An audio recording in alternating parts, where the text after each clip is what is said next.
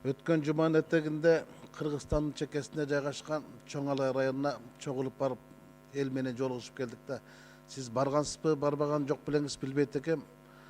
Бирок барбай эле койгонуңуз туура го дейм ушул тапта. Бир Ачы суу деген айыл бар экен. Ошол Ачы суу деген айылга бардык. Ачы суу деп айылдын аталышы ушундай болгон менен иче турган таза суусу балчык суу экен. Сарык менен ооругандардын саны боюнча ошол жердин эли сап башында турат экен. Боорулорун билбейм, тиштерин дат басып кетиптир. Таза суунун акчасы 17 миллион доллар каралган экен, ал Бишкектен кетпейт экен же Чоң Алайга жетпейт экен да. Элдин эле сору кайнап атат. Тажагандан айтышты, ошол айылдын ар жагында тоонун борунда бир таза суу бар экен, булактын суусу. Жок дегенде ошол жерден техника берсин чөкпөйт. Түтүгүн берсин, казып берсин, өзүбүз ашар жол менен сала алабыз деп ушуну айтышты. Анан ошо таза суунун башчысын, Аристин башчысын ушул айылга жөнөтүңүзчү, Чоң айылына, Ачы суу деген айылына. Анан ушул айылда мектеп бар экен. Эми мектеп деп айтыш кыйын да. Чыңгыздын чыгармасында жанагы Дүйшөндү мектебин көрдүңүз эле да. Алтын айда окуткан. Анда мындай печкада от жакса бул жерде бир темир буржуйкада от жагат экен да. Анан ошол жерде кантип сапаттуу билим алат. Мен таң калдым, ушундай мектептер бүгүнкү күнгө чейин Кыргызстанда бар экен эле. МЧС аварияга окунга болбойт деп чечим чыгарган экен. Капталынан жаракка кетиптир. Бирок балдар билим алып атат да.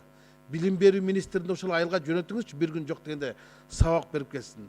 Анан негизги маселелер бул ал жакта иштеген Кайди деген Кытайдын компаниясы бар. Жергиликтүү суранды, ошону комиссия, парламент комиссия түзүп берип койгулачы, ошону карап чыксын депчи.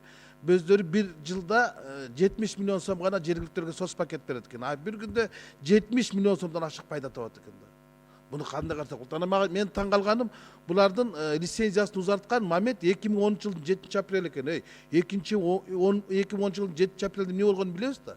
Ошол күнү Капар Курманалиев кабинетте отуруп лицензияга кол койбосо керек эле да. Парламент комиссия түзүүнү суранышты. Мен Дастамбек Арышбек сизден суранам, тиешелүү комитетке протоколдук тапшырма берсеңиз, бир жумушчу топ түзүп, Кайды компаниясы дегенде ак карасын иликтеп чыксын. Андан кийин бир 6 ай өкмөтүндө Ашырбек Мойдонович чек ара макамы бүгүнкү күнгө чейин берилбейт. Биз ошо мына Жанар Кубаныч экөөбүз чек арасына чейин барып келдик, тоолорго чейин. Эми чек ара чектеш жайгашкан тажиктер менен, тажик кошуналар менен. Бирок бүгүнкү күнгө чейин чек ара макамын албапты, статусун албапты да, приграничный дегенде. Жок дегенде өкмөттөр анан ошондой жеңилдиктер берет. 6 айылдын каралып атыптыр өкмөттө. Бүгүн же жогорку кеңешке жетпейт. Бул кандай дейм да. Ошол чек ара макамын берүү боюнча 6 айылдын тездетип жогорку кеңешке жөнөтүңүздөр, анан жана Кайды компаниясы боюнча жумуш топ түзүп бериңиздер, мектеп. Анан эми пособие маселесин айттым. Эми арыз арман укмуш экен. Көйгөйлөр көп экен, алар бар. Мен кат жүзүндө өкмөт башчынын өзүнө жөнөтөм. Рахмат.